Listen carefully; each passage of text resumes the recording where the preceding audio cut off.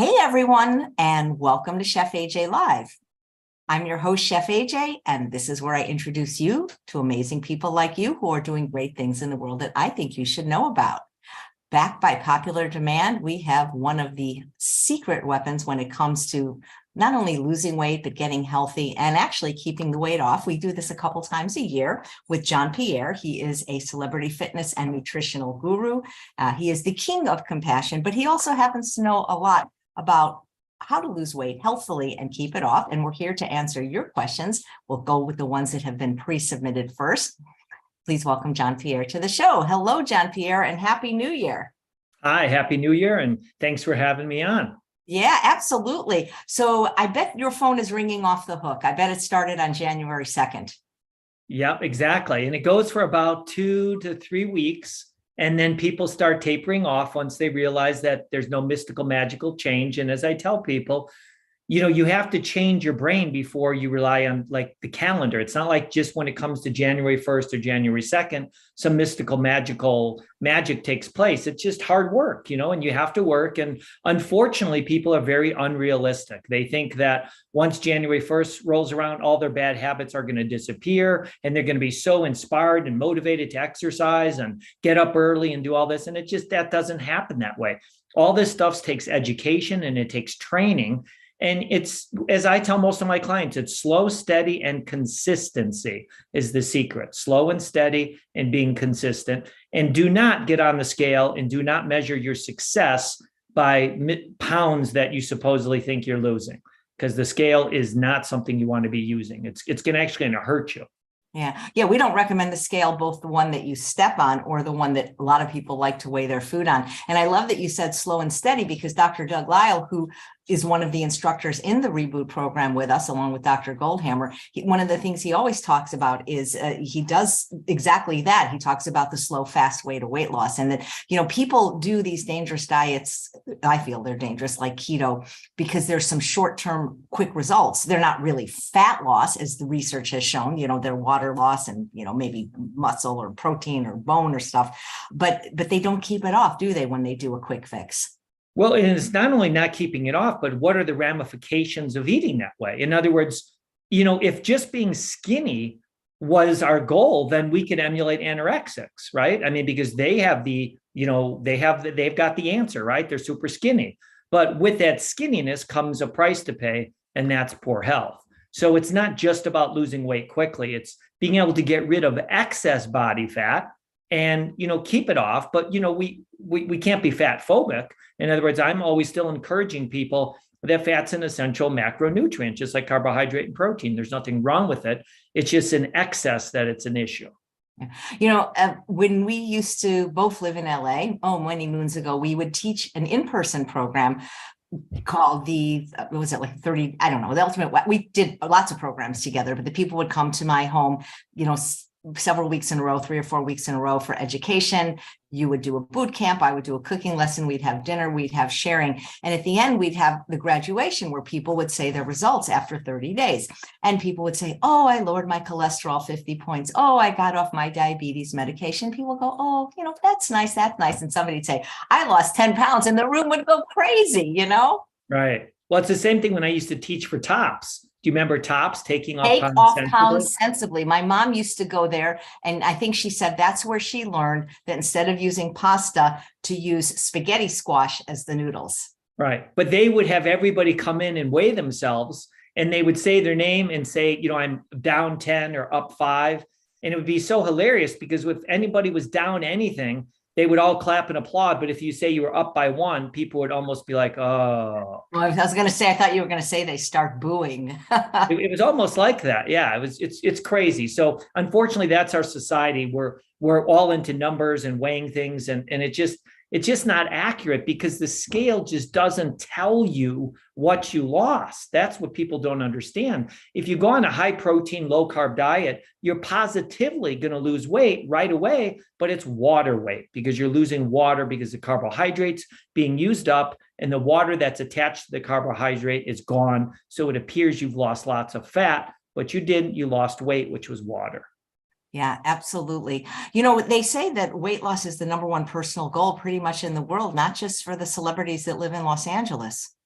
Yeah, I mean, that's pretty much, it's like all people ever ask me about is weight loss. And I always tell them, look, I really don't focus on weight loss, but it'll be one of the byproducts of healthy living. Just like your blood pressure is going to go down, your cardiovascular system will improve, your thinking will improve, you'll have more strength, more flexibility, your depression will help be alleviated. It's like many things. Weight is just one of them. Yeah, absolutely. I just want to answer this question that was sent in by Marilyn. Will this be recorded to watch later? And I think she means by this right now. Absolutely. So all my shows, Marilyn, all 1,320 are on YouTube, and this is no exception. So you can watch it immediately after we're done. And I just want to let people know we're going to be talking about a reboot program that JP and I teach twice a year with Dr. Alan Goldhammer and Dr. Doug Lisle. Registration will end Monday at midnight. And there are some people like Natty that are already enrolled and are excited. So we're really happy about that. Vicky has a question, though, about the program. I just saw it. It was about the workouts. Where did it go? I'm thinking of joining Reboot, not for weight loss, but for the workout information from John Pierre. Will we get workout information or guides during the reboot? Well, yes, I mean, it's included in there. And then, of course, I talk about it all the time. And, that's a key component, not so much for weight loss, but for all around health. And, my background's in geriatrics. I started out over probably 30 years ago now, enhancing cognitive functioning in seniors and fall prevention.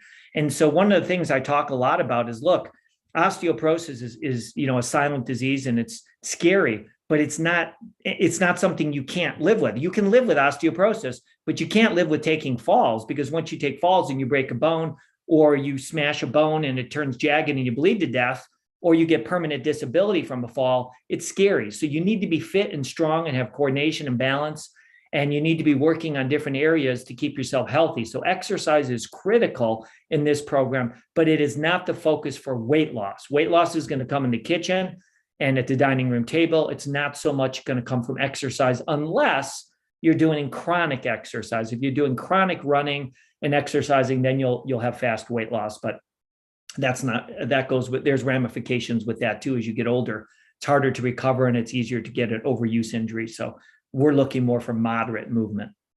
Yeah, and I remember that, because what this might be a good time to explain how the program's delivered, because Alexa asks, is the Ultimate Reboot a live program or is it pre-recorded videos? Guys, it's actually both. And that's why it's kind of so cool. So there's lots of different components to the program. It starts on Tuesday. Enrollment has to end Monday at midnight. But what it is my husband filmed an event that John Pierre, myself, Dr. Lisle, Dr. Doug Lisle, and Dr. Alan Goldhammer, the co-authors of The Pleasure Trap, did this weekend event. And he put it into 30 bite-sized modules that are like no more than 20 minutes a day. And it was professionally shot and edited. And so every day you get like a task, a video to keep you on track, and so that you'll learn things. And so, for example, for Vicky, the fitness thing, I remember you did a lot of stuff with Shada. You brought her on stage. You did a lot of things. I can't remember exactly what, but you taught a lot of things like that. So that's the pre-recorded modules. And believe it or not, I've learned that some people never even attend the lives, which to me is the exciting part. But some people just do the 30 days of the recordings. And then, of course, we have a private group. It's off of Facebook, which a lot of people appreciate. And it's a moderated group by two of our best coaches for the time of the program. However, what excites a lot of people about the program are the live sessions, which take place Sunday, 2 to 5 p.m. Pacific time, starting on January 22nd, where all the coaches or all the teachers and the instructors in the program take a stab at a 3-hour Q&A. So you have myself and John Pierre, but you also have Dr. Doug Lisle and Dr. Alan Goldhammer. And I don't know any other program or anywhere where they sit there calmly for 3 hours and answer all your medical questions and all your psychological questions. So that's what a lot of people love. And of course, the community. So Trinity says, JP, do you do personal coaching on mindset only for people who have nutrition and fitness locked in, but have an unhealthy mindset with themselves? And Trinity, before I have JP answer, and of course the question is yes, I do want to let you know that for the same price as a consult with either John Pierre or Dr. Doug Lisle, you can be in the program for 30 days, but I'll let JP talk about that. And of course he does consults. Yeah, of course I do consults, and the core of everything that I teach is mindset and laser beam focus. I mean, I teach nutrition and fitness and have for close to 40 years, but it's all about mindset. As I said, we need to change our mind before we, worry about changing anything else, because that's where it all starts, is your mindset. And so, since I've worked with a lot of athletes and professional athletes and Fortune 500 executives and celebrities, that's the main thing I work on with them is their mindset. So if you don't change your mindset, it's generally not lasting. It's not going to last. The weight loss won't last. The fitness doesn't last. The results don't last. So you have to have a good mindset. Now, also, you can go, if you go to johnpierre.com and sign up for my newsletter, I have a free video that is sent to you automatically on movement and some things on mindset that you could start with right away too. But this program, what's really nice about it is Charles, AJ's husband, did a remarkable job of taking this conference that we did for 2 days and putting into these bite-sized pieces. What are they, about 15 or 20 minutes maybe for these modules? And they're so easy to digest mentally. And I've always said one of the most important things to success, aside from having a coach, is having good information. And I don't think you're really going to get much better than Dr. Lyle and Goldhammer and AJ and myself in here in terms of, teaching SOS free living. And, Dr. Goldhammer's been doing this probably longer than almost anybody else. So this is great information. And the more you listen to it, the more you start changing your mind. And that's what we want. We want to try to reprogram your brain from society programming your brain since you've been born, because you've been programmed since, you've been in a crib, with what to eat and what to think. Girls are dressed in pink and given a Barbie doll, and boys are dressed in blue and given a G.I. Joe with a Kung Fu grip. So we learn our roles when we're very young. And most of those roles are very misplaced. It's very dangerous, the things that we learn, especially from the media and advertising. Just if you can remember when doctors used to say, they used to have commercials saying 9 out of 10 doctors recommend this type of cigarette. I mean, it's very manipulating to you. So what we're trying to do is reprogram you with good, accurate, healthy practices. Yeah, I remember one of the things you used to say in the in-person program is until you change this, or no, wait, yeah. What did you used to say? You used to point to here. What did you say? You used to until you change this, you can't change this. That's it, right? Yep. And yeah, nice. You had a lot of great sayings like better gas than bypass. Oh. Okay, so here's some questions. I'm going to go back and forth between the chat and the ones that have been sent in. And I saw something. Let's see. Okay. Can you speak to the difference between brown and white rice, says Catherine. I personally don't think white rice is a deal breaker. It's my favorite. I enjoy it, but I enjoy brown as well. Of course, brown is healthier. It has more nutrients and more intact, whatever is great about grains. But what do you think about brown versus white? Yeah, I mean, you're going to obviously get, more fiber with brown rice. It's not substantially much more. But nonetheless, that fiber is critical for the microbiome. One of the things that I've been teaching forever, and many people were, I wouldn't say they were disagreeing with me, but they were out publicly saying you can eat the same foods over and over and over again. And I was explaining that you need a variety of foods, not only for nutrients, but one of the things we know for sure from especially these American gut projects and things is that the more fibers that we get in our diet, the healthier our gut is. And so when you have brown rice, you're just getting more fiber than white rice. The other advantage to having brown rice versus white rice is, we do have some issues with not only rice, but other foods that are a little higher in some heavy metals like arsenic. And so as long as we're eating white rice with vegetables, we're getting some good fibers, but by throwing in some brown rice, we're getting a little bit more fibers, and those fibers can help to chelate or bind to some of the heavy metals in foods like arsenic and escort them out the body. So I still use white rice, but of course I use brown rice too. So I get a variety of them. So I don't think it's that big of a deal. If you have a sensitivity to brown rice, it bothers you, and you can do fine with white rice, it's fine.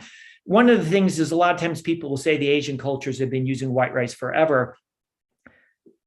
There's some truth to it, but remember that they were taking stones, right? And they were basically, hitting rice. So when they called it white rice, it still had more fiber than our machines that completely dehull these grains and things like that. So yes, white rice was used, but it still had more fiber in it than the white rice that we have today, because today it's completely pure white rice. But like AJ said, she might be using a lot of white rice, but she's eating so many vegetables and fruits that she's getting all the fiber that she needs. Yeah. And I don't want people to think I just sit there and eat white rice every day. But like if I'm out and I'm given a choice, I'm going to take what right. But also realize, we always talk about JP, good, better, best. White rice as opposed to what? As opposed to quinoa or as opposed to In-N-Out. You know what I'm saying?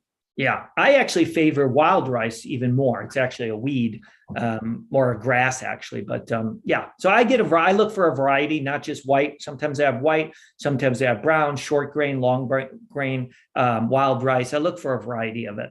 And red or black. And we like, I don't know Yeah. about you, but I can speak for myself and Dr. Goldhammer. We like to use Lundberg organic. That's been tested to have arsenic. You can always rinse and wash the rice. One of the things I like to do, because I feel, even though I love my Instant Pot, I feel it's so much, the rice comes out so perfect in a rice cooker. And I got my rice cooker at Costco for $29. I've had it for years, because you don't have to memorize. It's just however many is the little cup is the number on the thing. So what I might do is I might make a blend, and I just did this the other night and it was nutty and delicious. I took 1 cup of organic white basmati, 1 cup of organic brown basmati, 1 cup of actually, and 2 cups of wild rice, and it was great. You know, you had the variety, and it was really, really delicious.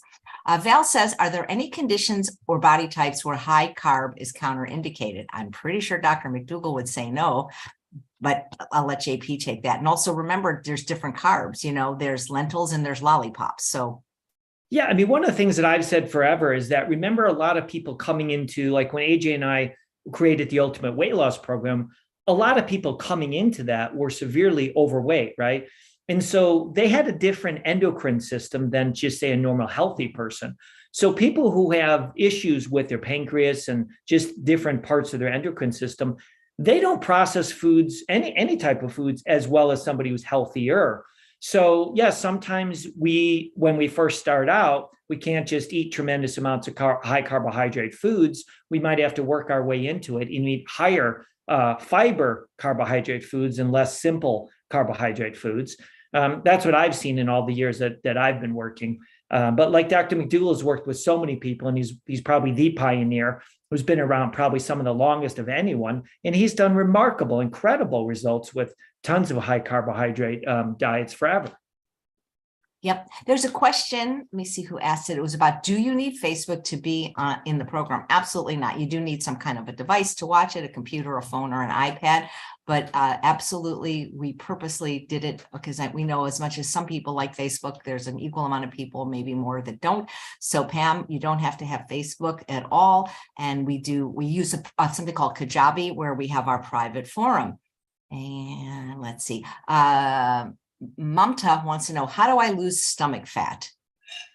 Well, I mean, your body can't spot reduce. You know, if that was the case, people were chewing all day long that were heavy would have thin jaws because they're using that musculature. So it doesn't work that way. Everybody genetically will lose weight. Some people lose it in their face when they start losing weight, some in their belly, some in their butt, some in their arms. So there's no way you can do that. One of the things we've seen, you know, I work a lot with trauma therapists as clients. And one of the things we see in the trauma industry, and, you know, if you want to call it that, but the trauma field, I guess, is that we see people with these high levels of cortisol who have been exposed to tremendous amounts of stress, especially kids who started out with stress and trauma. We call that complex PTSD. When you have the higher levels of cortisol, we see sometimes that it encourages more belly fat than anywhere else. So sometimes that can be an issue, is lowering cortisol, but it's generally when you start losing body fat, your body kind of starts taking it from one area, and I don't think we're really sure how it happens. And then it takes it from other areas and somehow it evens out, but there's no real way that we know how to spot reduce for sure. That's why when people say just do lots of sit-ups, that definitely is not going to get rid of belly fat. Great. Okay. There's a question. I'll combine 2 questions and we can speak to it, because one was sent in by Ginny.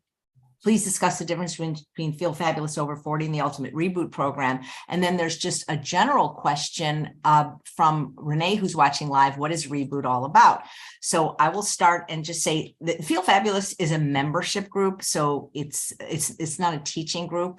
I mean, not to say that people don't teach you things, but it's not a program. It's a membership group, like so many people in the plant-based space have either for recipes or just for community. And there's a monthly or an annual fee. But the Reboot program is a program where you're going to do things. You're going to watch videos. You're going to be asked to do things. It's multifactorial. There's fitness, there's mindset, there's exercise, there's the medical component, but also, as I mentioned, what we have that I feel like other programs don't, that sets us apart, are these 6-hour Q&As with Dr. Alan Goldhammer, Dr. Doug Lisle, where you can actually get your medical and your psychological questions answered in real time. Or if for some reason you're in a time zone where you can't be at the lives, you can always send them in. Plus, it's every day to keep you motivated, 30 days of video that is no more than 20 minutes, and a success group, a forum where you can gain community and also have your questions answered within 24 hours by 2 of our best success coaches. So Diana says she recommends it. A lot of people, like Colleen said, she's taking it for the 3rd time. There are people that take it. I don't know if you know this, JP, but a lot of people take it that don't have weight to lose. They just want the ongoing support. Right. Like Susanna has lost 70 pounds and she's taking it for the 4th time. She doesn't have to, but people seem to really love the program because, I feel like we overgive. I mean, I'm not bragging, but remember that time where we went 4 hours and 45 minutes? Mm-hmm. Well, and plus when you told me the price of it, I thought it was a typo. Like yeah. I thought you were sending me the wrong price. I couldn't believe what a deal it was. It's a good, we're proud of it and we like it. So thank you so much. Okay, let's see. There's quite a few people looking forward to rebooting. If you're interested, there's a link to register in the chat in the show note, but we have to close registration midnight on Monday because we start on Tuesday, the 17th. And we then will do our first live interaction on the January 22nd, which is a Sunday. I read somewhere that most people give up their New Year's resolutions by Martin Luther King Jr.'s birthday, which is Monday. So yeah. That's why we're starting on Tuesday. Terry says, AJ, you're right. I mean, and that's really the bad part about that is it's really a blow to people's self-esteem. And it's one of these things that I've seen with clients all the time is they say, see, I can't do it. And it's just like this self-fulfilling prophecy. They can't do it because, again, they're thinking that they're not understanding that you have to change your brain before the calendar doesn't change anything. Just because January 1st rolls around, nothing mystical and magical happens. It's crazy. I mean, you have to change your brain and change your environment, and change your education. And as I've always said, aside from getting a coach, you need to be in a support program. And then once you get rolling on that, it's like anything else. Somebody who's been off alcohol for a week, they don't just say, oh, I'm okay now. No, I mean, this is a lifelong endeavor. I mean, Dr. Goldhammer said it's easier for somebody to reverse diabetes or heart disease than it is to lose body fat and keep it off. So this is something where you need this type of program. You need support and you need constant education, constantly educating yourself because you're being miseducated every time you turn on the TV, read the newspapers or go online. It's a bunch of nonsense and they're selling products. They're not teaching lifestyle practices. Yeah. Let's see what I was going to say. Sorry, my chat's going very fast. Moni says, this is my first reboot. Excited. I'm already working on my environment. Yeah, we'll talk about that a little. And please don't think that if you are in an unclean environment, you're going to fail. We recommend a clean environment. All of us do. But if you can't navigate it, well, first of all, try to navigate it. Make it as clean as you can, right, JP? I mean, just because you can't do everything doesn't mean you shouldn't do anything. Well, yeah, absolutely. I've always said that you have to sanitize your environment to make it easier on your brain. AJ, when I was in Las Vegas for the UWL, the Ultimate Weight Loss event, and remember, I took all these men in the room that were the husbands of the wives in the program, and they wanted to understand why was this so hard for their wives and stuff. And I had to explain to them that piece of chocolate cake that you have in your refrigerator as your wife is driving to work, that thought's banging on her brain. When she's at work, she's thinking about it. When she comes home and she's preparing dinner, she's thinking about it. So it's like your environment is such a central component to your success or failure. And you have to do your best to keep it clean. Now, sure, there's always going to be people that say they can't keep it clean. Okay, well, then you just we haven't stacked the deck enough in your favor. So we have to work on stacking the deck other ways. But for Joe down the street, who does have a clean environment, I'm just being honest, it's going to be a little bit easier for him or her to succeed when they have a clean environment versus somebody who doesn't have a clean environment. And then you're constantly being tempted by those foods. I mean, that's just really just common sense when you understand food addiction. You don't take somebody that just gets out of a rehab clinic for 30 days and say, let's go throw darts at the tavern, but we're not going to drink. We're just going to throw darts. I mean, that's silly. Nobody would do that. Right. And, you know, we don't want to try to make people feel bad for living in an unclean environment, but we'd like you to maybe, if you can, just for the period of Reboot, ask your loved ones if they would be willing to support you just as an experiment for that time to see if it makes a difference. And Susanna, who's been very successful losing 70 pounds, is not in a clean environment. She has, I think, 8 children and a husband. So that makes 9 children. I'm kidding. Her husband's very supportive and has also lost weight by proxy. It's so funny, JP, you know, we charge one fee, but then families end up losing weight too, you know, just because, you know, when one person, you know, starts cooking and eating differently. But there are tricks we'll teach you for those in an unclean environment in the program. What you can do to make it as clean for you as you can is what I think is going to be beneficial. Let's see. Okay. Oh, there's a question well, and we sort of answered this, but how important is exercise to weight loss? And so JP will give you his take, but I don't think either of us recommend exercise for weight loss. We recommend it for all the other wonderful reasons: brain health, bone health, increased immune function, decreased anxiety and depression, better sleep. There's all kinds of reasons, better self-esteem. But if you look at the work of Herman Ponsner, who I've interviewed before, he wrote a book, Burn. He lived with the Hadza tribe, the last hunter-gatherer tribe. And they do way more movement and burn more calories than we do in the United States, but it turns out it's equal. So apparently exercise contributes very negligibly to weight loss. Where it becomes more important is in maintaining weight you've lost, but I'll let the expert weigh in on that.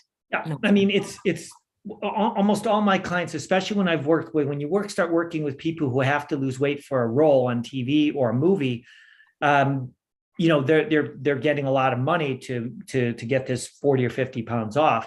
I can tell you with 100% certainty, I'm not focusing on exercise. I'm focusing on their diet and what they're eating more so than exercise to lose weight. As I said, chronic exercise, which I don't think is healthy for most of our participants, is an effective way to lose body fat, but it's not healthy for you. It creates a lot of free radicals and oxidation and premature aging, and it sets you up for more injuries. And to be honest with you guys, you wouldn't like it. It's not fun.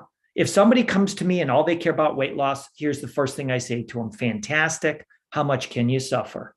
Because that's what they're wanting: immediate, fast weight loss. They're just going to exercise to complete exhaustion, caloric restriction, and it's not fun. And that's effective, very effective. It's not healthy and it's not sustainable, and I don't recommend it. So exercise in this program and what I teach is for your lifestyle, to keep you healthy and fit, and especially for your moods. One of the things we see today is a lot of depression happening these last couple of years during the pandemic. And we see a lot of people more inside than out. And not only is there many reasons, from the sun to poor air, and you're just not moving around as much, that all contributes to depression. And one of the most effective, easiest ways to alleviate depression, at least mild to moderate, is nice movement outside, getting sunshine, fresh air, seeing the greenery, getting your heart pumping and getting those endorphins released from your brain. So you start feeling more energetic and euphoric. So that's the main reason that I'm encouraging movement. Yeah. And, you know, I've heard Dr. Lyle talk about how, you know, you can eat really well all day and then blow it all after dinner with a 2,000 calorie binge, but you can't take back the effects of exercise that you've done. You know what I mean? You can't undo that, you know? Yeah. So that's kind of cool. I like what I like about exercise for me is it helps me with my anxiety, but I think the fact that it really does help increase a person's self-esteem, especially when they do it first thing in the morning. And I think it makes it easier for people to stick to a healthier eating plan when they have exercised, you know? Yeah. Yeah. I mean, the benefits of exercise are just there. I mean, there's nothing that can compete with movement for all around health. I mean, it's just movement is the secret. I mean, I go quite a bit into it in some of my lectures on things like brain-derived neurotrophic factor, kind of like the miracle grow or fertilizer for your neurons. And that's so important. You know, we see dementia, you know, at such an alarming rate today. We're looking at like 50 million cases worldwide, and they think by 2050 that number is going to triple. And so movement and exercise is so important for keeping your cognitive health sharp and intact. It's so important for you. And I would say that if you would just, if you follow this program, we start out with some easy movements. And I would just say that just start gently and again, slow, steady, and be consistent. And don't think is so much in terms of the word exercise, which I don't really use that term exercise very much.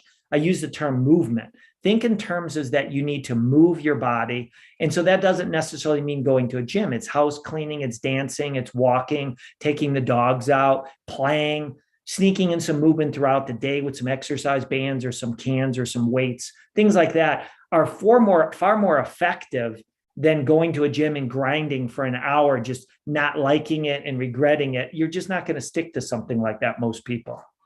Yeah. Okay. Thank you. Okay. Oh, nice comment from Deanna. The Reboot works. I recommend it very highly. I'm down 70 pounds. Congratulations. I've been below goal weight for 9 months, did Reboot January 21 and reached her goal by May 2021. Thank you. This is just a comment in the chat. We appreciate that. Centauri says, what percentage of people cannot lose weight with exercise and diet? So I have interviewed now, this is my 5th year as the host of the Real Truth About Weight Loss Summit, 40 speakers a year. So I've interviewed over 200 people, including John Pierre. And one of the things they said is they have never met somebody that couldn't lose some weight. So, what would you say to that? I've never, and I've been doing this for close to 40 years. I've never worked with a client that not only didn't lose weight, but didn't get healthier and fitter. Again, I'm not there to monitor weight loss. I don't care about that. It's a natural product of living a healthy lifestyle. It's guaranteed to happen because how could you not? Let's just call it money in the bank, right? You have money in your bank account. Every day you go to the teller and you withdraw money.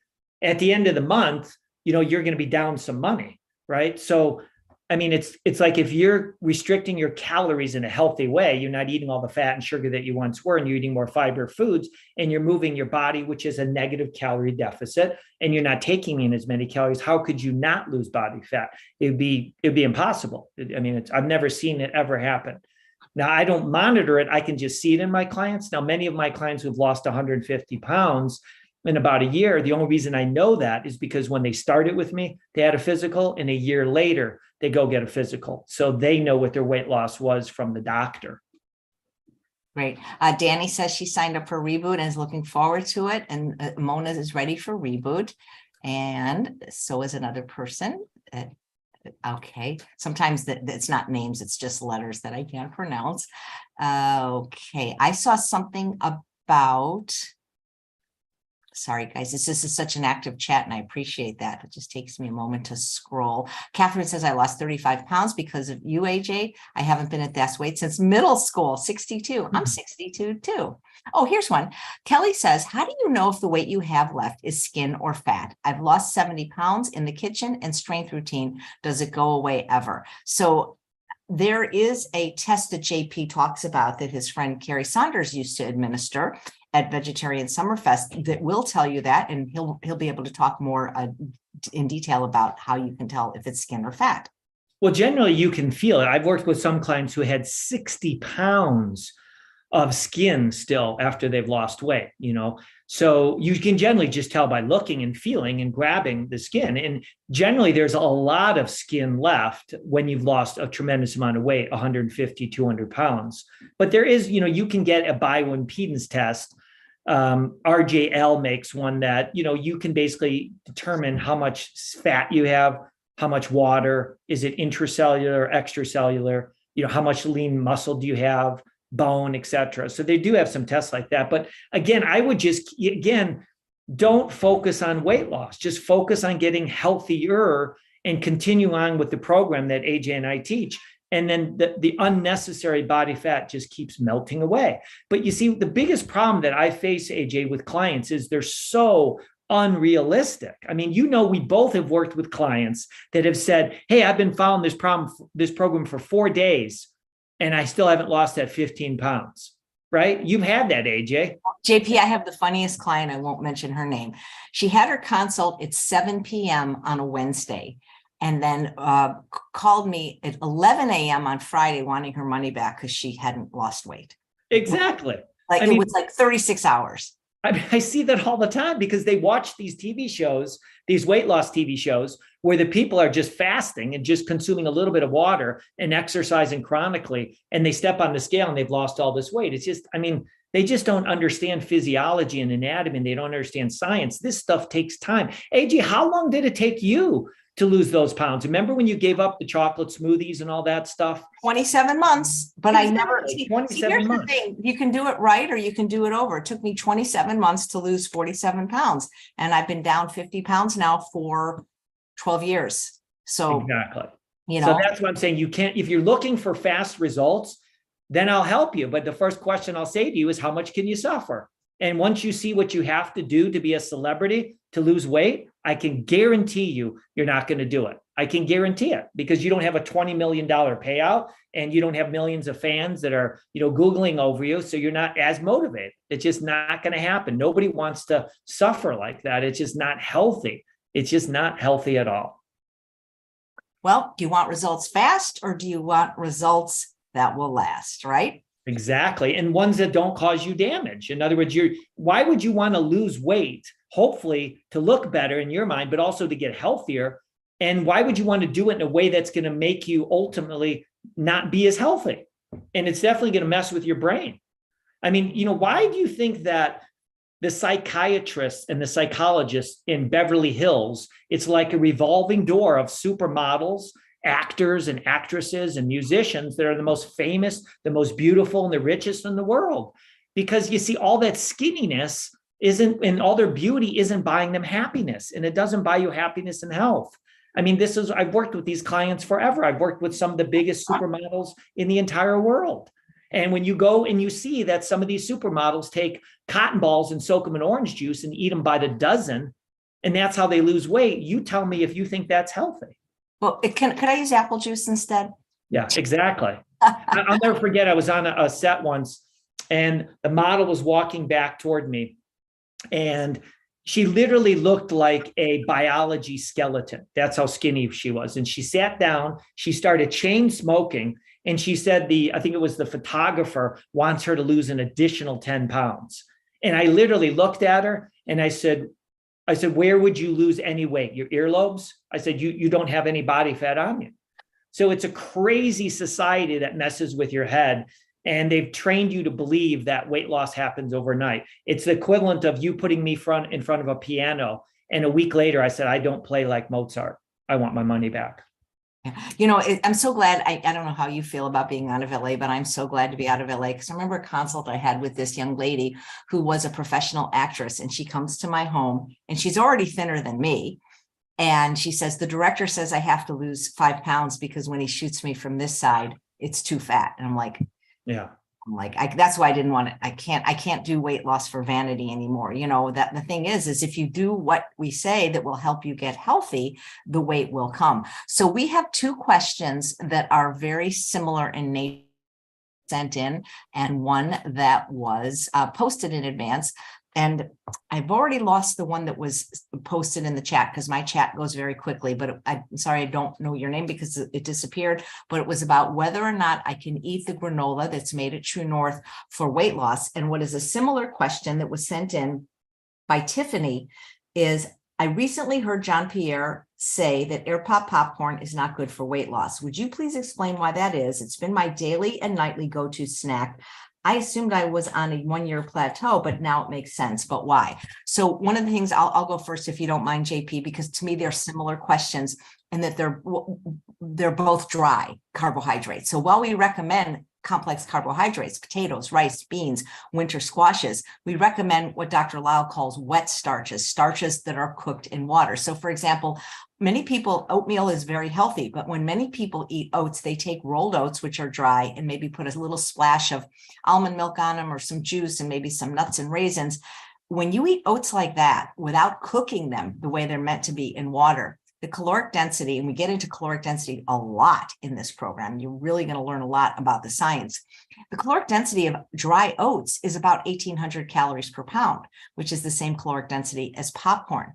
When you take those same rolled oats and cook them in water, Now it's 365 calories per pound. That's a huge difference because when water is in the food, water and fiber together in a whole plant food creates bulk, like a sponge that was dry, and now you put it in water, it's expanded, and bulk is what creates satiety.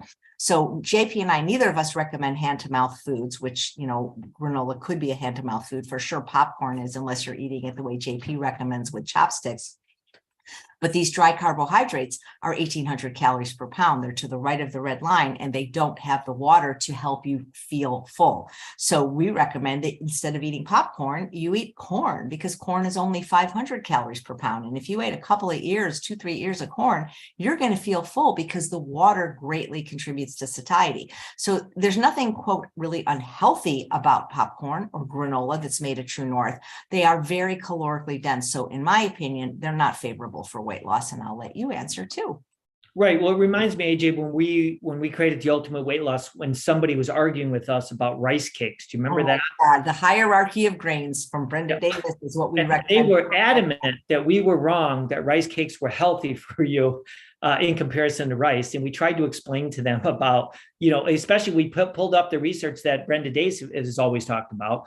And so, yes, I mean, here's the thing. Look, this is, again, a program that's good, better, and best. If somebody tells me they're eating popcorn, this is a program for the rest of your life. What do I care? Fantastic. I like popcorn as much as you, but what I'm not encouraging you to do is, if you're focusing, unfortunately, which is everyone is doing, on weight loss, and you're eating buckets of popcorn, it's not conducive to weight loss. I would rather have you start training your brain to start eating less hand-to-mouth foods like that, where maybe you're having more salads or more fruits and vegetables.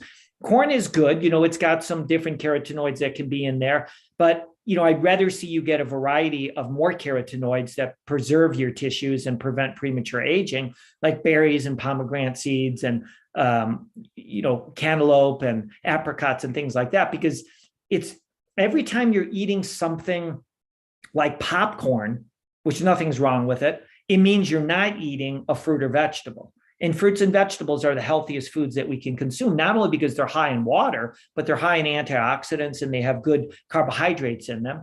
And some of them have a good fat. So look, and I'm not against popcorn. I like it as much as anyone else. But when you're asking about weight loss, that's a different story. But my suggestion would be, don't focus on weight loss. Feel free to have your popcorn once in a while. Just don't make it an everyday thing and bucket after bucket. That's all I'm saying. And by the way, if you're going to eat corn, make sure it's organic corn, because so much of this corn is GMO, genetically modified. It's like soy, same thing. So much is genetically modified. So you want to make sure it's organic for sure. And also remember that many people do have allergies to the protein, the zein protein that's in corn. So if you find you have a lot of joint pain or a lot of allergies, skip corn for a couple of weeks and then go ahead and eat a bunch of it and see how your joints feel or your breathing. And if they get worse, then you might have a sensitivity or an allergy to corn. So you might want to omit it. Great. Thank you. Let's see. Sandra asks, how can I overcome negative connotations surrounding exercise that comes from years of being nagged to exercise by a skinny husband? Yeah, well, first of all, get rid of that term exercise. I don't like using it. I use movement because, again, you don't need to go to a gym. I mean, you don't need a gym. You can just live an active lifestyle. As you'll learn in the program, there's something called NEAT, non-exercise activity thermogenesis, which is most of the movement that we get in the day that is not traditional exercise. That's where we burn most of our calories, is through NEAT. So what I have my clients do, again, watch the free video that I have, because I explained it in there. I show you exercise. Just go to johnpierre.com, go on the very bottom of the page and sign up for the newsletter, and it's automatically sent to you. But those are the simple things, little movements that I show you sneak in throughout the day constantly. And just remember, just standing at your desk instead of sitting is huge, because you see you're always moving around, you're fidgeting, you're pumping up and down with your feet. So you're getting flexibility, you're getting some balance, you're getting movement, and you're learning not to be as sedentary as we are in society, because we sit all the time. So I would just change that term from exercise, get rid of it, and just call it movement. And it should be fun. So turn on some music, do some gardening, do some housework. I mean, I'm constantly, with all the animals that I have, I'm constantly doing cleaning up all the time. I mean, the other thing that I do is that we have buckets, big, huge buckets that we keep by the sink. And so when we're done washing our dishes, we take that water and dump it into the buckets. And all day long, I'm carrying these huge, probably 20, 30-pound buckets outside and dumping water because we don't want to waste the water. We put it on plants or in the garden. So it's little things like that that you're getting very strong. You're getting movement all the time when you live an active lifestyle. So just try to find ways to sneak things in. Watch the video that I send out, and you'll get a lot of ideas from that. Right. And the truth is I didn't exercise until I pretty much lost all my weight, because at the time I started my ultimate weight loss journey, I was in a wheelchair with a really bad knee. So just don't let that be the deal breaker. So if somebody's asking about, can the sessions be watched over and over? Yes. I hate to say forever, because we don't know what the world's going to be like and technology, but yes, once you have the program, you can watch the whole thing over and over. The thing that's different is the pre-recorded modules. No, we can't really redo them every time, because it was a big production to get a film crew to come for the 2 days that myself, John Pierre, Dr. Goldhammer, and Dr. Lyle shot it. However, what is new is the 12 hours of live content, which takes place on 4 consecutive Sundays in the year 2023, January 22nd, 29th, February 5th, and 12th, from 2 p.m. Pacific time to 5 p.m. Pacific time. And so there's a question here from Paul: how do you reduce cortisol? I have sleep apnea and been told that's contributing to belly fat. So I don't know the answer to the question, but I know who would, which should be Dr. Ella Goldhammer, who will be up live for 3 hours on the 29th. Unless you have something to say about that, JP. Well, again, cortisol is a hormone. It's a very caustic hormone that's released from the adrenal glands, and it affects an area of your brain called the hippocampus that's responsible for memory. We can see with people who have trauma and complex PTSD, or even PTSD, especially soldiers, when we do MRIs, you see the hippocampus. It's actually hippocampi. There's 2 of them. They start to shrink, and that's responsible for memory and creativity. So high cortisol levels are associated, with people who are exposed to a lot of stress and trauma. Exercise, mindfulness, deep diaphragmatic breathing, something called the polyvagal theory by Dr. Stephen Porges, things like that. We work with clients to help lower their cortisol. Meditation can be good, but meditation, that's a whole nother story. For probably 80% of my clients, I don't recommend meditation. So things like that. There's some different herbs, ashwagandha, there's pantothenic acid, there's phosphatidylserine. These are a few of the supplements that have been used. I write about those in my book, The Pillars of Health. I have a whole section in there on the brain and cortisol. Great, thank you. I saw a question about other meal plans. Yes, every week you get a meal plan, and I believe it was Anne that asked if the recipes are the same. Yes, they are the same. However, please know that in the forum, which you get a private forum, people post tons and tons of new recipes and different recipes. So somebody's saying that they are appreciative that the program is starting Tuesday rather than the first of the year. Well, we did that on purpose because we learned that everybody and their brother has a program that starts the first of the year. So we waited till people didn't have success with those programs and would hopefully take our program. So great. And it's the truth, people last about 2 weeks or so. And then it's really, to me, it's really a blow to most people's self-esteem, because the new year's not even half over and they've already, all their New Year's resolutions are gone. And that's because, again, you have to change your brain. The calendar just doesn't magically change you. It takes training. I mean, it's like when I work with athletes, I mean, they do thousands and thousands of repetitions per week on something. So it's like you have to do the same thing here. You have to get educated, and you have to constantly hearing us talk, and it starts to reprogram all the stuff society has done to you, because most of what most people know about nutrition and fitness is just the media. It's like the media making these stories up. I mean, even remember Frances Moore LaPlace, when she wrote her book, Diet for a Small Planet, and she was talking about all this crazy stuff about combining grains and beans and all these different things. I don't know, 20 or 30 years later, when she was asked about that, she said, well, I just made it up.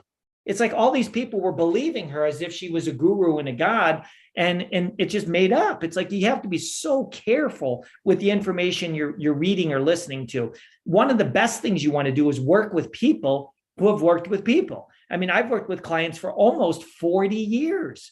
That doesn't mean lecturing just for 40, it means working with clients.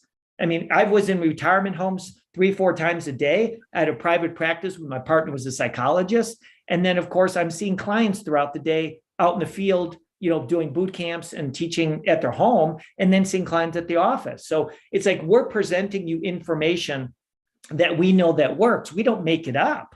We just don't make the stuff up. I mean, unfortunately, people who stand behind a computer and just start typing on the internet, unfortunately, they're making a lot of this stuff up, and it's very harmful to people's health and especially mental well-being. Wait, you still there, JP? Yeah, I'm here. Because for a minute I didn't hear you. As somebody said, they did the program and their husband lost 30 pounds, so that's pretty incredible. I saw another question. But it's okay. So Mona says, do the questions in the reboot need to be pre-submitted? No, but some people are in different time zones and they can't be at the live, or maybe they are thinking about it, and so they will write to it in advance. So we do both the live and the pre-submitted. I think we actually prefer pre-submitted because then we can show them to the doctors in advance. And there was a question on how it's delivered from the doctor. So we're on Zoom right now. You guys aren't. You guys are watching on YouTube. However, when we have the sessions, you get a Zoom link, and so you're there. So you can have your camera on, your camera off. We do mute you though, so that you can hear the doctors, but these sessions are in real time. All right. I saw a comment that went away about the person was concerned about the diet because it's lentils and beans and whole grains and stuff. That's why I have Dr. Goldhammer right at the beginning of the program to assure you why this is the healthiest diet and how much you're supposed to eat and things like that. And no, we don't measure anything in this program, Diana. I mean, not really. I mean, unless you're going to eat like high fat foods like nuts, then I would probably recommend weighing and measuring them. But you're going to see this might be very different than what you've done before. Well, and also remember, AJ, you don't consume legumes really. So there's a lot of people that can follow this program without legumes. Yeah, absolutely. And we're not saying that we're encouraging that, but we're saying if you believe you have a sensitivity or a physician has told you not to have legumes, then, of course, you can still follow the program. One thing I've learned working with my clients over the years is when people tell me they can't have legumes, no joke, I literally give them 1 garbanzo bean. And then I say, how do you feel? Next day, if they feel fine, I say, well, let's go for 2. I did that experiment this year, JP. And when I got up to 10, I was so sick. I did that. Can you handle 5 though? It really, 1 and 2 was fine. I don't feel well. I think you're the exception because most of my clients. No, but what I'm saying is I'm just telling you personally, I did that experiment. And it's a good thing to experiment. And I'm going to experiment again. Goldhammer said I should have used lentils instead of beans because they're gentler. Yeah, but people don't have to have legumes in this program. So right. It's like, unless she's coming from a paleo program, and she's against all, legumes and grains and seeds, I don't know. But if it's just legumes, then don't worry about it, But there is something like 18,000 different legumes out there. So there's lots to choose from. And you can also change it in your gut by sprouting a legume too. And for many people, that seems to help too. But what I've noticed with my clients is if I just start them with 1 and then build from there, and then we find the level that they can tolerate. So it starts at 1 bean and then goes up till generally it just keeps getting better because the microbiome just adjusts to it. Yeah. So somebody's saying, what are your thoughts on gastric bypass surgery? Someone in my life who is over 200 pounds at the age of 62 believes it's the only way for her to lose weight is under the supervision of top doctors. Well, our program is under the supervision of top doctors too, and they would probably disagree with the other top doctors. I think it is a way to lose weight, but at what cost? I'll have JP address that in a minute. I don't think it's the only way to lose weight. And I have interviewed a lady named Dr. Carol Robleski. She's going to be on the Truth About Weight Loss Summit that unfortunately doesn't air until after Reboot starts, but she is a counselor for deciding whether people get gastric bypass, and she actually didn't get it and still lost 100 pounds. So, everything is there's pros and cons, cost benefit analysis. But what we teach you in the Reboot program is instead of surgically altering your physiology and making your stomach smaller, we teach you the principles of calorie density, where you make the food bigger, nutrient dense, calorie dilute food, so you can feel full on fewer calories and lose weight. But the thing about gastric bypass is, like JP said, you're changing this, you're not changing this or even this. Yeah, I mean, there's so many ramifications with gastric bypass that I've seen with my clients with B12 and mineral absorption and things like that. And the main thing is, how does somebody become, let's just say 100 or 200 pounds overweight? How do you become that? In other words, what is it? What caused you to gain that much weight? And do you think by having a gastric bypass that that's changing anything here? Is that changing any of the trauma or anything that you've had that's causing you to overeat? So once the gastric bypass takes place, just like if you have liposuction and we sucked away, let's just make it up. Not that you could, but let's just say you suck away 100 pounds, your brain you didn't do anything to. So you still have trauma, you still have all your issues that you're dealing with, and you're still going to want to medicate with food. So now what? It just starts back up again. We just refill you. It's so important to work on changing your brain before you change anything. Once you change your brain, everything starts working really nice. It's just that most people don't change their brains. That's the problem, because they're in a program that's for weight loss, and that's not what we're teaching. I got to say, I've never lived anywhere with rain. I don't know if you can see this. We are having the craziest hailstorm right now. It's like, I haven't even been able to go outside or take my little dog out. Oh boy, I've never lived anywhere with weather like this. By the way, thank you, Centauri, for this super chat donation. I appreciate it very much. And the people in the chat are saying, like Vicky and Susanna, they were in an unclean environment. They were still able to do it. This is really scary. And Charles is out of town. I am so thankful. He had to go to a funeral today, and I begged him to drive last night when it wasn't raining. And I'm so glad he took my advice, because this is really a crazy storm we're having. AJ, when people say they do fine in an unclean environment, I mean, that's Joe and Fred and Mary, but that's not 99% of the population. Right. And so that's great. I mean, you and I go into any unclean environment and laugh. I mean, that's like that. We don't even, I don't even notice it. I don't even notice it at all, but that's me. That's not most people. Right. So what I'm trying to say is we're trying to stack the deck in your favor. And by stacking the deck in your favor, it's just giving you the edge, because it's kind of like if you're the 98-pound player on the football team in high school, when the rest of the team is done practicing, since you're the 98-pound weakling on the team, guess what? You don't go home. No, you go back to the gym, because you're at a disadvantage. So you need to stack the deck in your favor. So all I'm saying is that the reason why we try to keep your environment clean is because most likely you don't have your emotions under control, and you're easily manipulated and going to move toward those foods that you see in your sense. I had somebody get mad at me, actually, as a guest, which she didn't get mad at me, but it was a guest on the show that had lost some weight in an unclean environment. And I heard her on another podcast saying that I set people up to fail by saying, if it's in your house, it's in your mouth. And so, I kind of felt bad about that. And it's funny because Esther Loveridge, who's been on the show a few times, she follows the McDougall program and lost 140 pounds in her 70s. She's almost 80 now. And she said she was going to show me that that's not true. And then 3 years later, turned out it was, because she intentionally kept a box of See's candy just to show me, I can live in an unclean environment, until the day that she ate the See's candy. Well, again, it's just the oddity. It's not the normal person. Do you know what I mean? It's kind of like saying that, you can sprint with a 50-pound backpack on your back. Yeah, I'm sure there are, but most people can't. So it's like, yeah, that's great. All we're trying to do is stack the deck in your favor. We're just trying to give you the advantage.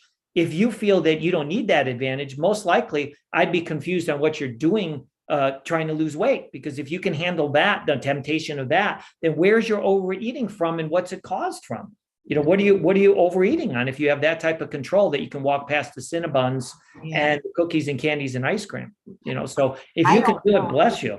I'd love for the people, not right now, I mean, unless you want to type in the chat, but when we get into the group setting, especially if there's time for breakout rooms, to tell us the strategies they use to survive in an unclean environment, because I'm in a clean environment. And when anything a little bit richer comes in, I can't, like, for example, my sister-in-law, Elaine, makes the most delicious fruitcakes. They're completely compliant, but they're a little bit more calorie dense than what I'm used to eating, lots of dried fruit, a few Brazil nuts. She sent 2.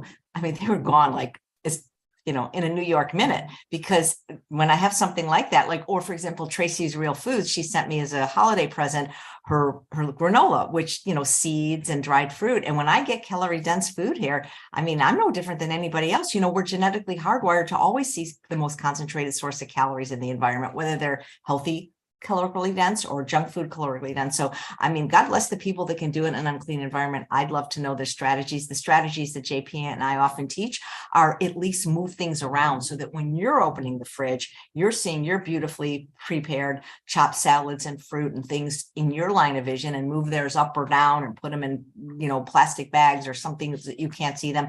Some things that have worked for some of my clients, especially those that have like basements, is to have like all the junk food in a downstairs refrigerator, things like that. But I think people vary in their vulnerability to how sensitive they are to food addiction. And so for some people, it's going to be easier. Some people, it's going to be harder. That's why Dr. Doug Lisle says we must work harder on our environment than we do ourselves.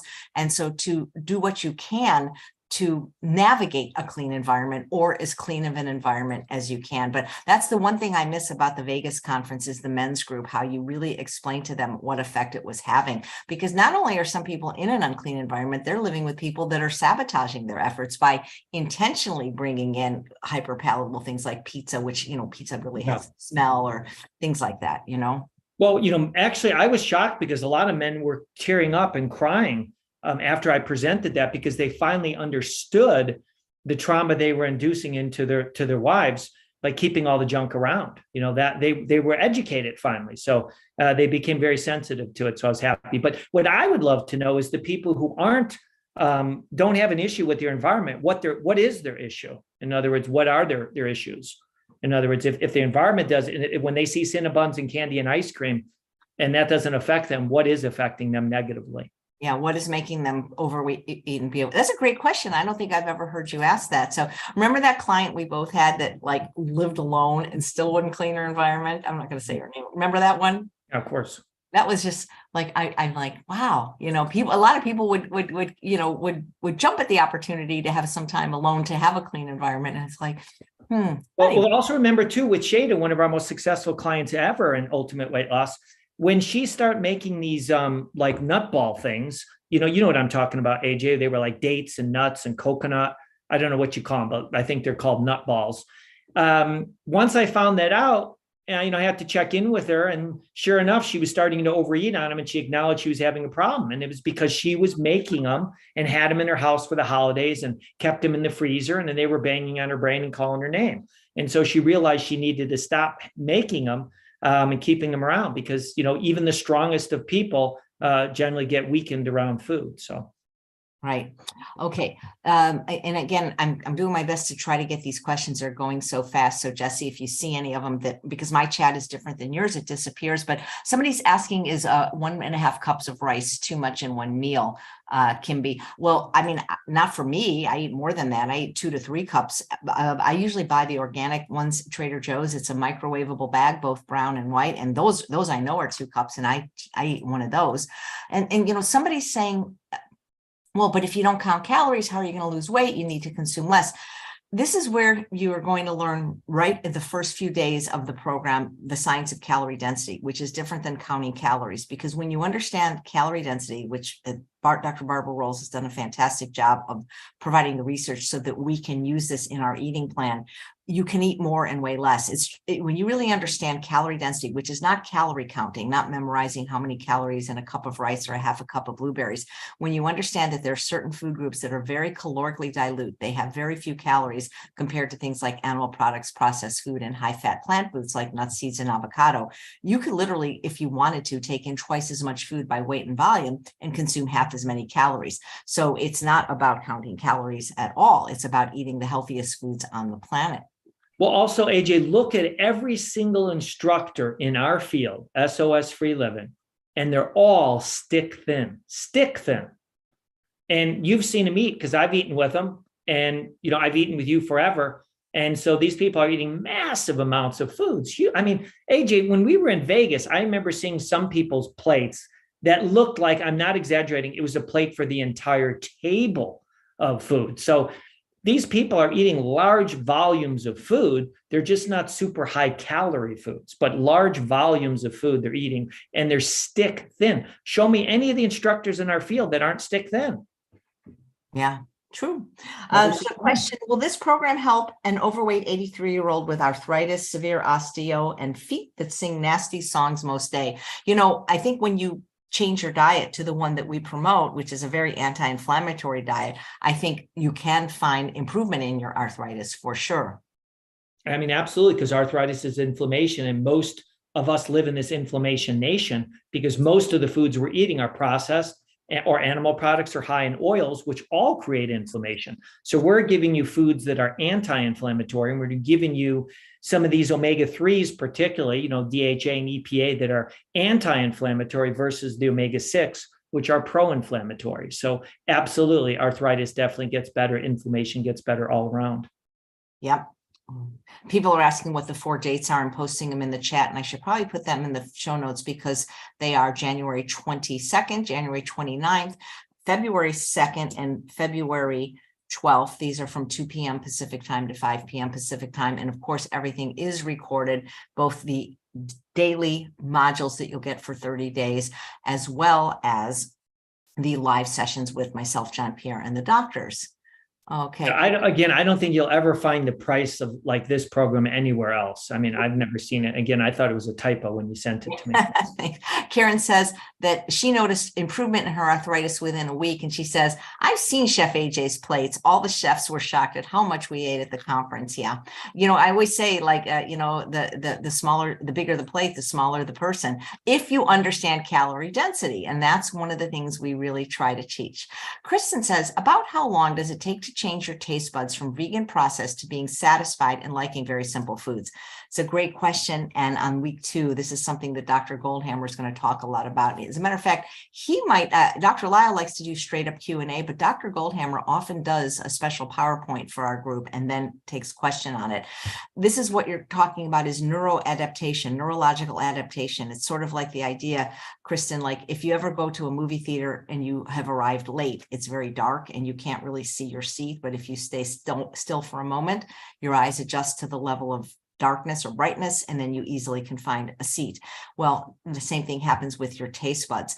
If you're used to assaulting them with high fat levels of sugar, fat, and salt, the simpler foods that we recommend without sugar, oil, and salt don't taste as good at first. But many people, it can take days. Other people, it can take weeks. It really depends on how poorly, if you will, the person has been eating before. One of the reasons Dr. Goldhammer recommends therapeutic water fasting isn't for weight loss, but this neurological adaptation takes place quicker. It's sort of like if you, I don't know how old you are, but like I was born in 1960 and my parents switched us early on from whole milk to non-fat milk. And when they switched it, because they had read or heard something on the news that it was better, actually, no milk is better, but that's what they thought in the 60s. We didn't like the non-fat milk. We thought it tasted disgusting. It was so watery, but we weren't given anything else. And then all of a sudden we got used to it. That's neurological adaptation. And then when somehow we got whole milk at someone else's house, then it tasted not good to us. It tasted like paint. Same thing happens with salt. It can take quite a few weeks to go from a high salt diet to a lower or no salt diet. But when you do neuroadapt, you really can learn to appreciate and actually prefer the taste of whole natural foods and the subtler flavors. But again, how long that's going to take you, I don't know. What have you seen for that, JP? Yeah, I mean, well, obviously it's expedited when you fast. Obviously when people fast and they have a piece of steamed zucchini, they think it's the greatest thing they've ever tasted in the world. They couldn't ever even imagine having a raisin because it'd be too overwhelming for them. So I'd say, everyone's different, but, within a couple weeks to a month with sugar, and sometimes fats take a couple months to neuroadapt. But I think the secret is if you're using sauces and spices correctly, as we talk about in this program, that really helps facilitate this. And so it's much easier when you have sauces and spices, for sure. It makes everything taste good. And when you're using, like when I'm working with clients, I have them have fresh fruit first. But if they're just such sweetholics, then I just give them some dried fruit. And that usually takes care of their sugar cravings. And I just sprinkle dried fruits throughout the day for them to have, but along with fresh fruits too. So and again, this program is not a no-fat program, but we don't want you to use oils. But again, it's not, as long as you're not a complete food addict, you can have some nuts and seeds, as long as it doesn't set you off. And if it does set you off, then we kind of encourage more things like chia or ground flax, which most people aren't going to overeat on. Right. Okay. So here's the deal. Okay, where's the conference tomorrow? It's at the Winding Way, or the Carmichael Church in Sacramento, 4600 Winding Way. It is sold out. There are people, though, that might want to sell their tickets in the meetup group. Okay, I saw something here. You know, Diana made a great comment that she can keep foods she doesn't like, unclean foods. Does that make sense? Mm-hmm. In her, on ones that you don't like. yeah. Yeah, but what about the ones you like? Yeah, no, that's what I would agree, you know, and people are asking how long the forum is open for. So I'm texting my husband. It goes for 30 days. So that's good to know. Okay. Karen saying your environment is everything. I wish there was a way to wave a magic wand and give everyone the gift of a clean environment for the 30 days of the program, just to see if it makes a difference, you know? Well, but the other thing is, AJ, I'm just wondering, in a loving and kind way, all the participants, where do they think that AJ and I come up with this information? I mean, we don't put this in the program to make it more difficult. We've always said follow the least restrictive program that you can. So if you could be around Twinkies and Ding Dongs all day and Cinnabons, fantastic. Go right ahead. But we just, in our experience, and again, I've been doing this for almost 40 years, seeing clients. That's a long time to see clients. I just haven't seen that. I haven't seen clients that love Ding Dongs and Hostess cupcakes be able to be around those and not be influenced by them or going to eat them. No more than have I ever seen an alcoholic just be able to be around beer and booze after they get out of rehab. I just don't see it. And if they do, they use a tremendous amount of energy and willpower to resist that and fight it, which I don't think is healthy. So we don't make this stuff up. I mean, we don't make it up, and we don't put it in the program to make the program more difficult. We try to make the program as simple as we can for you. Yep. So the times that we meet are 2 to 5 p.m. Pacific time. I did post the dates in the chat. It's January 22nd, 29th, February 2nd, and February 12th. I remember how Carrie Saunders used to say, hang around a barber shop. It's just a matter of time you get a haircut. Yeah. I mean, look at AJ. I think you're a prime example. You're really one of the best in the world at what you do. And you just admitted that if you have these things sent to you as gifts, they're calling your name. I know, and I eat them. I don't have any more willpower than anybody else in the world. I mean, maybe I have a tiny bit more because exercise does increase it, and I do that every day. But man, if it's in my house, it's in my mouth. I got to tell you, I mean, unless I really don't like it. I mean, I'm not going to eat something I'm allergic to. You know, if somebody brought in soy cheesecake, I'm allergic to, so I'm not going to. That's not going to happen. But man, I mean, I don't like that feeling either. You know, and I couldn't wait till it was gone. You know. Yeah. Well, I remember when you used to make those hockey puck things. What were they called? Hockey pucks, exactly. Hockey pucks, yeah. Peanut butter on the inside, chocolate on the outside. Yeah, and I remember you said that was such a challenge for you when you make them for Charles, your husband, that just having them around the house. Yeah, absolutely.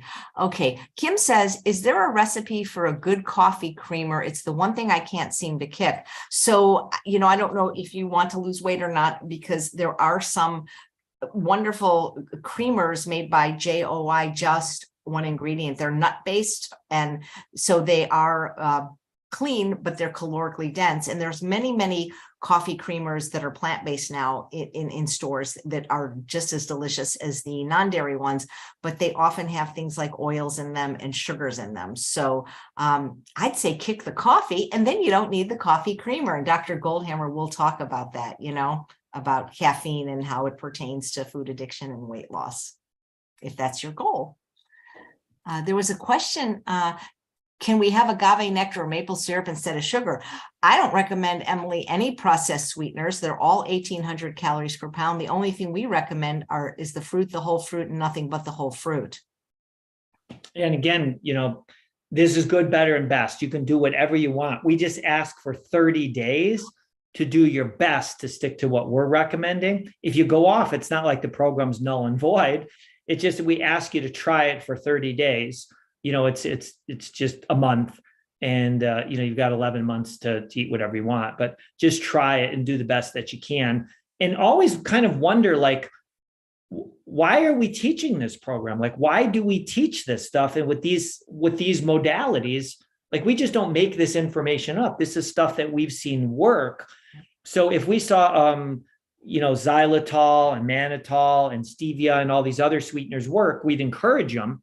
We just don't necessarily see them work. When you take any sweetener, especially something like xylitol or stevia or something, or aspartame, something that's hundreds of times sweeter than sugar, not only do you get an insulin response because your brain thinks sugar is in your mouth, but now you want more of that super, super compact sweetness. So what do you crave all day? More of that sweetness. And that bangs on your brain. It makes it harder to focus and you're drawn more to those foods. So the idea is to try to down regulate that a little bit and just go with fruits, which in my opinion, like if you just eat fresh blueberries, they're so sweet as they are.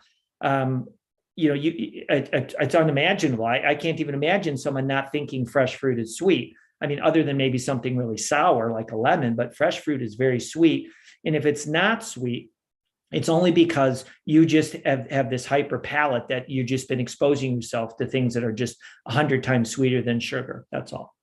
Yeah, and I would say that if somebody was going to use a processed sweetener, to use date syrup over agave or maple syrup, because at least it's a whole food. In other words, the fiber has, depending on if some companies may strain it, but you can make it yourself even out of dates and water, and at least you have a whole food with the fiber and water intact. Agave would probably be one of my last choices because it's more like high fructose corn syrup, because it's over, I believe, over 90% fructose and metabolized in the liver. So I think a lot of times that's worse. It's very sickly sweet. Ask yourself if you can make these things. Can you tap a maple tree and get 40 gallons of sap and boil it down to 1 gallon of syrup? Does anybody even know what agave is? So I don't recommend anything but the fruit, the whole fruit, and nothing but the fruit if your goal is weight loss and recovery from food addiction. There was a question, and again, I apologize. We have so many people on, which we're very happy for, but that means my chat is disappearing. Was something about pasta made from beans or legumes. So pasta is actually to the left of the red line if you cook it in water. I don't know many people that would eat it dry. And so if somebody is going to eat pasta, I would totally recommend a one ingredient pasta, like a chickpea pasta or a red lentil pasta. However, there are people that are more sensitive to the effects of food addiction, and pasta, it's not a whole grain. And so it's still more flour-like to their brain than the whole grain. So again, you would have to test these things for yourself. But even if you are going to eat pasta and it's not a trigger for you, you eat it with a lot of vegetables, a lot of vegetables, Yeah, I mean, I still use some pasta and I add beans to it and a ton of vegetables to it. I just don't eat it all the time, but I don't think there's anything wrong with those. Again, this is a program for the rest of your life. So you better find a way to live with it and find these happy mediums. Where it runs into a problem is when you have a food, let's say like pasta or agave, and then it sets you off that you need to have it again and again and again. I mean, I could have pasta and not have it for a month. But if it triggers you to want to have pasta again tomorrow and the next day and the next day, then we run into some issues. Yeah. And somebody's asking, is there a discount for repeaters? And we talked about that, but here's the thing. If we were just giving you the pre-recorded modules, of course, it would be very easy to give a discount because you've seen them, but we do have to pay our instructors. And there's actually 5 people that we have to pay. Because it's not cheap to get the doctors to sit here for 3 hours and answer questions. So that's one of the biggest expenses. And of course, compensate John Pierre and then our 2 coaches. And so when you come back to the program, if you wanted to there would be no reason just to take the pre-recorded modules because you have them. What you're really paying for is the live interactions, the 12 hours of live Q&A, as well as the moderated forum where you get your questions answered pretty much immediately by our 2 success coaches. And a few people have said, well, is there any benefit in coming back? I don't know personally for you what success you've had or what you're looking at, but there are people like Susanna that have had success and is continuing to be successful that like to come back because the Q&As are always new and different every time, especially with the doctors, as well as the connectivity, the community that takes place in the forum. And people seem to not only learn new things, but also forge friendships for life with people in those forums. And I've seen that happen time and time again. Somebody's asking, JP, if you've had any success with teenagers and epilepsy and diet. I mean, that'd be a great question for Goldhammer. I've never worked with anyone with epilepsy, so. Not with epilepsy, no, but I work with teenagers, of course, all the time. Okay. Oh, I saw a really good question from Dirk. Come on, come back. I feel like singing that song. Do you see what I see? Because I have a way different chat. If you want the details on the price of the program, when it is, please just click the link that we've been posting over and over. It's just easier than me having to type everything in the chat. It was something about families, and I hope to find that again. Michelle says, I tried cruciferous crunch this morning, couldn't believe how yummy it was. It really is, because when you have, if you're adverse to eating greens, there's something about cruciferous crunch, the fact that it's cut up so small. If you don't have a Trader Joe's, you can make it yourself. But I agree, it's one of the mildest and the thing. So John says, is the private yeah, John, the only way we could keep the forum open if we kept paying our moderators, which, that's something we could think about as the program starts. But other forums, a lot of people join Feel Fabulous to have community support. So yeah, I wish I could just offer support all the time, but I got to write my book sometime, because that's a problem with having a publisher. They always telling you what to do. Oh, Dirk, where was your question? Jesse, do you see it? It was about, can a family do this? And he had some teenagers, and I really have to find that question. In the meantime, doing it again helps you recommit every time. And when you've done it for a while, you can pay it forward with new people. Always a benefit to redo the new Reboot to me. Thank you, Serenity. That's very nice. Here it is, Dirk. Can this work for 2 adults, 2 kids, 9 and 11? All are very overweight. Mom is type 2, adult 9 to 5 jobs, kids in school. Can they brown bag to work school with food that satisfies? How to sustain after 30 days? So lots of questions in there. Do you want to take it first? Because there's lots of questions within that question. Because how to sustain after 30 days, I can't answer that right now, because basically the short answer is you got to keep doing what you're doing. This is the mistake I see, JP, is people do something to lose weight, like they'll go on Weight Watchers, they'll weigh and measure, they'll do keto. But if you can't sustain whatever you're doing, it's not going to be successful. So you have to keep doing it more than 30 days. 30 days is a great kickstart, jumpstart. It's a great experiment, but you have to be willing to keep doing what made you successful in the first place. Anybody who has kids should be very, very much involved in this program. I've had clients, I know you've heard me say this before, AJ, 12 years old, 270 pounds, diabetes. And we know from autopsies, children killed in automobile accidents at the age of 3 already are finding plaque in their arteries. And by teenage years, they have streaks already. So we see measurable blockages. So of course, I mean, my gosh, I can't think of any time in life, like right now in history, that it's more important for children to eat healthy with all the problems that we're seeing with kids. I mean, I don't know, I work with all these trauma therapists, and they do these teen lines, and we're seeing kids as young as 10 calling in with depression, and some of these kids wanting to kill themselves. And in eating healthy and getting that excess body weight off their joints, and getting the excess body weight off that causes inflammation and self-esteem issues, the sooner you start that, the better. And of course, you can have healthy lunches. I mean, kids can still take Ezekiel wraps, Ezekiel bread sandwiches. Again, you don't have to follow this program 100%. You're here to learn and do the best you can. We'd love you to experiment as parents to do it on your own for 30 days, as close as you can. But then you give this information to your children, and you provide the food in the home. And that's the critical thing, because as AJ said, if it's in your house, it's in your mouth. If all the kids see are healthy snacks and fruit bowls and things like that, and hummus and cut up vegetables, that's what they're going to reach for. But if they see ding dongs and croissants and cookies and candies, that's what they're going to reach for. And the more, whatever you reach for, the more you get accustomed to. So the easier it becomes to become an addict then. Okay. John says, jumped on late. Can you give a quick recap of what the program is? Sure, John. It's 30 days of pre-recorded, high-quality modules featuring myself, John Pierre, Dr. Ellen Goldhammer, Dr. Doug Lyle, that are no more than 20 minutes each.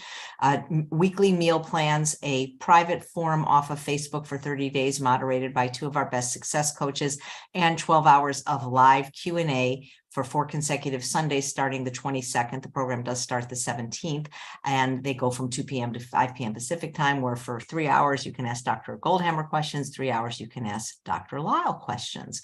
So I hope that's good. Just click the link, gives you the prices, the dates, and the ability to register. Here's a question that came in, and It says, will the benefits of the problems with getting good sleep be discussed in Reboot? And we're going to talk about that in one sec, but I realized that the person Tiffany, that wrote in the question about popcorn as her nighttime snack, one of the pieces I didn't address, and tell me if you agree, JP, is this, first of all, this idea of snacking, but second, snacking at night.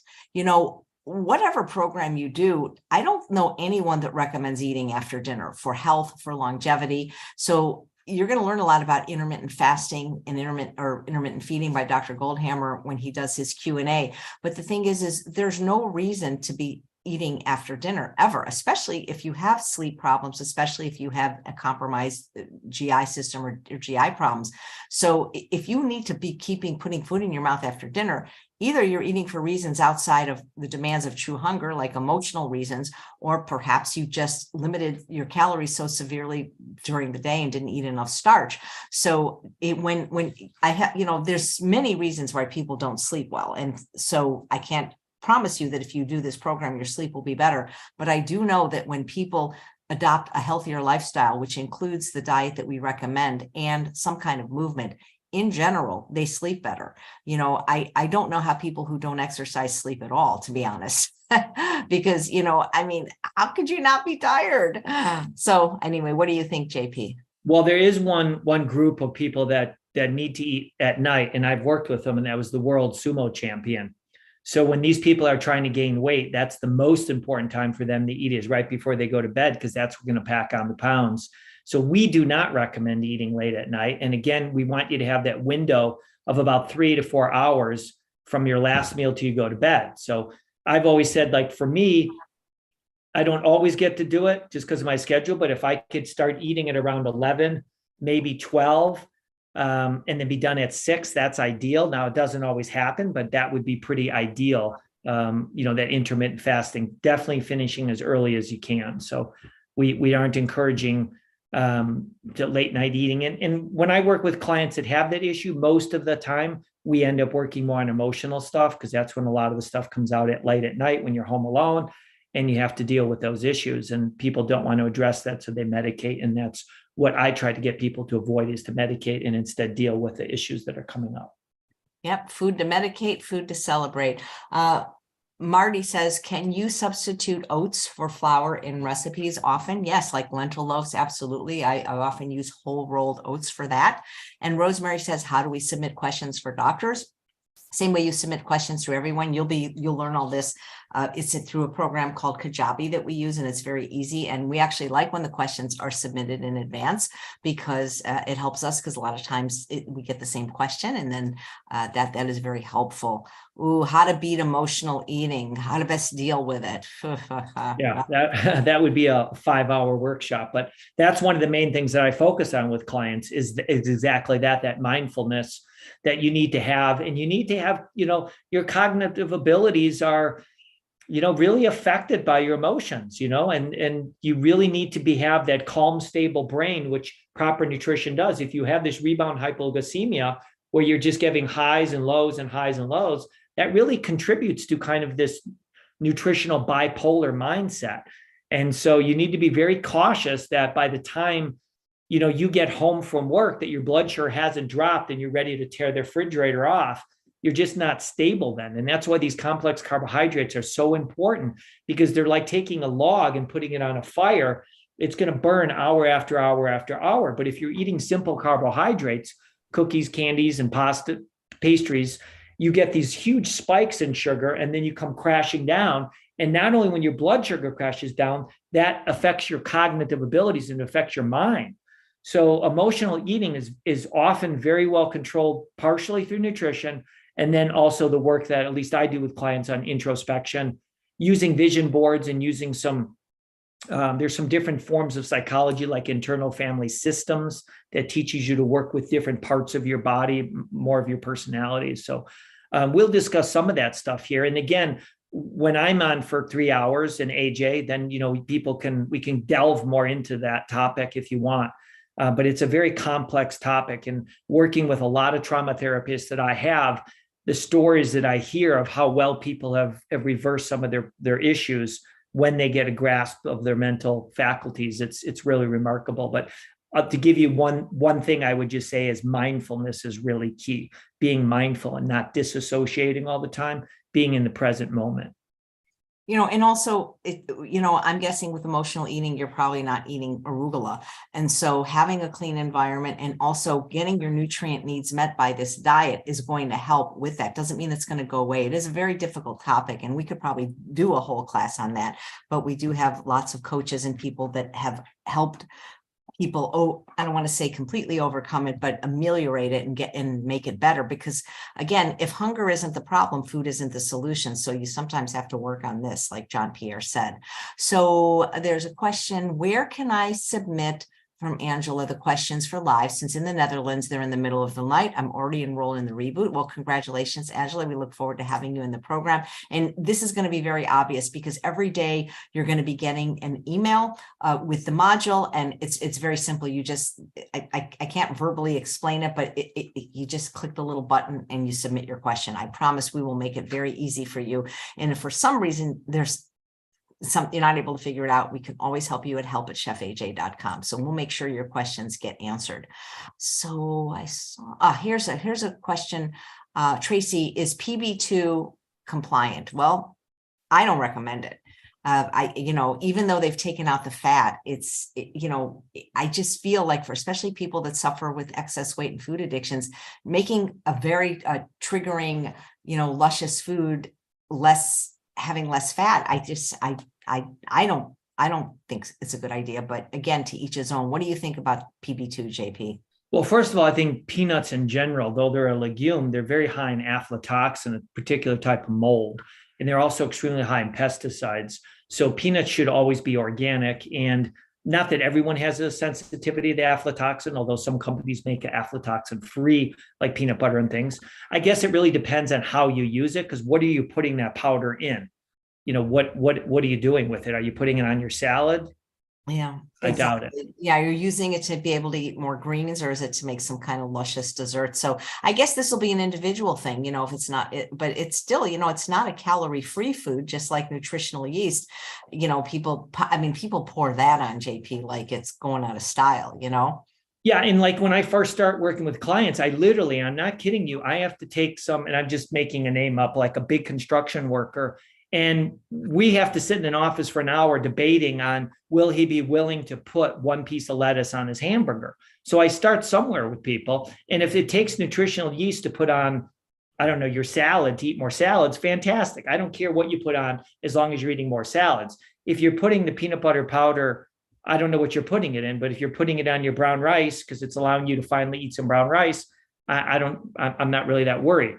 So I wouldn't worry about the small things in this program. I would just do your best to be oil-free and sugar-free. I think that's really important. And if you could be salt-free, that'd be great. But if you can be oil-free and sugar-free, I think that would be gigantic, and not worry about the little things. Like people say, can I have coffee or tea? That's not a big thing. That's a little thing. I wouldn't worry about that. Are you oil-free and sugar-free? Yeah. And animal product free. Well, of course. Yeah, for sure. I mean, yeah, animal products, of course, that's most important. But yeah, I mean, the other little things aren't as important. It's only when you want to really fine tune it. Like when I'm working with an athlete, then we're fine tuning everything, then everything matters. But right now, we just want you to be animal free, sugar free, and oil free for 30 days. Your life will change dramatically. Don't get hung up on the little things, whether you're using, a little salt or you're having some coffee. That's not really that big of a deal. Yeah. And the doctor sessions are on Zoom. This is YouTube where you're watching this, but no, it's private. So it's on Zoom and only people in the program can see it. Alex is saying, what a comprehensive program, all for only $197. Great deal. Thank you. Thank you. Thank you for saying that. I appreciate that. I thought it was $11.97, AJ. Oh, yeah, it should be $1,197. I saw something about eating it. Oh, gosh. Yeah, Elaine's question. Are there tricks to avoid eating after dinner? That is the reason I have extra pounds, not the food I eat. This is something Dr. Lyle on week 3 can help you with. And again, somebody already put it in the chat, but if you're truly overeating unhealthy food, you're stuck in what's called the cram cycle, the cram circuit. It's like a conditioned cram. I would really suggest, and it's on my channel, it's on Dr. McDougall's channel. You can watch that lecture, but this again would be an environmental thing. And when you say healthy food, is it really healthy food like fruits and vegetables, or is it calorically dense healthy food like nuts, seeds, avocado, Ezekiel bread healthy food? So this would be something that I would definitely ask of you to expound on. Thank you. A nice comment from Atomic Poppy. And I know I miss Charles. It's like he's away for 24 hours. It's like, I'm like, I can't function without him. JP, do you know that I can't even turn the television on if he's not here? Well, that's what I said to you before. I said, how are you functioning without Charles there? It's not easy. Somebody says, what is your go-to when I want a crunchy bread or cracker? Well, you can always eat something else crunchy like sugar snap peas, or what else is crunchy? Celery. Yes. Celery, hummus. But I mean, I can make my own crackers very, very much. There's a recipe on my page just made out of cauliflower. So there's cracker recipes I could make if I wanted something crunchy like that. None of the thing is on Facebook. None. So it's okay. I'm on Facebook, but I don't like it very much. No offense. So yeah, no, you don't need Facebook. You don't need anything. Tracy says she dips her celery in PB too. So, if you really want the peanut flavor, I have a recipe in my book, Own Your Health, and it's probably on YouTube, for a peanut-free Thai peanut sauce. And it's made out of what's it made out of? It's made out of chestnuts, actually, which, even though are very low calorically dense, but it does have that flavor. So, you might want to try some other dips like hummus. Yeah, salsa is good too. Oh, salsa is my favorite food. Eating with convenience is key. Will the recipes make the kitchen easier? I think so, because I had years of experience as a culinary instructor at the Braille Institute, and I was teaching blind people how to cook, and I've learned a lot of tips and tricks to make it easier for sighted people too. For example, an Instant Pot. So I think that's kind of what I'm known for, is I don't really have complicated recipes. Even in my books, every book has over 100 recipes, and maybe one of them will be kind of like lots of steps, like for a special occasion, but I try to keep it really, really simple. Yeah. So Bianca says, I run and I tend to undereat through the day, and then I binge at night. I need better balance. Yeah, that's, people that restrict often end up binging, and that's why you got to eat starch. Don't be afraid of starch. Yeah. Susan's mentioning that True North does not serve peanuts at all. And Dr. Goldhair, yeah, roasted chickpeas is a great idea, Steph, for when people want something crunchy. Yeah, that's great. Yeah, that's a very good idea. You can make them in the oven. You can make them in the air fryer. Somebody's asking about hot flashes, if we address that. I mean, I don't personally address that because thankfully I never got them. Actually, I have the opposite. I have cold flashes, if there's such a thing. But Dr. Goldhammer can definitely address them. And I know two of the things he recommends you not have if you're having hot flashes is caffeine and alcohol. And one of the things that is recommended often is having soy, like whole soy, like edamame. But also, if you have excess weight on your body and you can get some of that fat off, very often the hot flashes will stop or they will improve. So yeah. Let's see. Don't forget, I have a show, my regular daily show at 11. So as much as I could talk to you guys for hours, and there is somebody at the door. This is why Charles is not home. JP, can you just talk to them for a minute? Just talk about something. Yeah. So one of the things I just want to remind you is that all the clients I've ever seen, the most important thing I've let them understand is education, proper education. And then the key thing is coaching, and then support. And that's what this program is. It's education, coaching, and support. It's everything all into one. It's like when AJ and I, when we created the Ultimate Weight Loss Program, that's what that was. And that was very successful because of that. So, if you're up on the fence on it, just ask yourself, why are you here then? Why are you listening to this? What are you interested in doing? You're trying to improve your knowledge. So that's what this is. You're trying to get some support and get some coaching. So I can't think of a better program for most people than this program. And then there's other programs you can do after this. I have a Zoom series that I do. AJ and I both have books. AJ has all her shows on. You can watch those. So the more of those things that you're kind of programming your brain with throughout the day and throughout the week, the better. I've never been to AJ's house once ever since I've met her where she doesn't have, some YouTube thing going on that she's watching, or she's reading something. She's constantly educating herself and constantly getting inspired by other, practitioners in this movement. And she's learning a lot that way. So I think one of the reasons that AJ has been so successful is because she's kind of just submerged herself into this world. She's submerged in it. So it's just part of who she is. And that's what this program is about, is we're just trying to get you out of society's training, telling you that you should eat this or do that, or smell this way or look this way. That's what advertising is. That's what marketing is. That's all the products they're selling. And we're just trying to give you the stuff that you should be doing for free. You don't need to buy any fancy gizmos or gadgets or magic potions. It's just eating healthy foods, having a clean environment, being loving, be kind, and moving your body. Those are the things that we need to do. And once you start doing that and you have a supportive environment, you're successful. So that's why I think this program is so successful. When we end, which we do have to end soon, I apologize, guys, because I do have a show at 11, guys, in Australia. Actually, it's the Arthritis Recovery Hour with Clint Pattison. We should end with the way we used to always say things. But if you guys are enjoying this, which I think some of you are, because we're having a lot of people hanging out with us, this is kind of what we do, right? JP, you and I, you'll have 6 hours of this with us and 6 hours with the two doctors. Mary Beth says, I did this program last year. I've lost 30 pounds so far. It's amazing. Somebody's asking, is 10,000 steps a day a real thing, or is it arbitrary?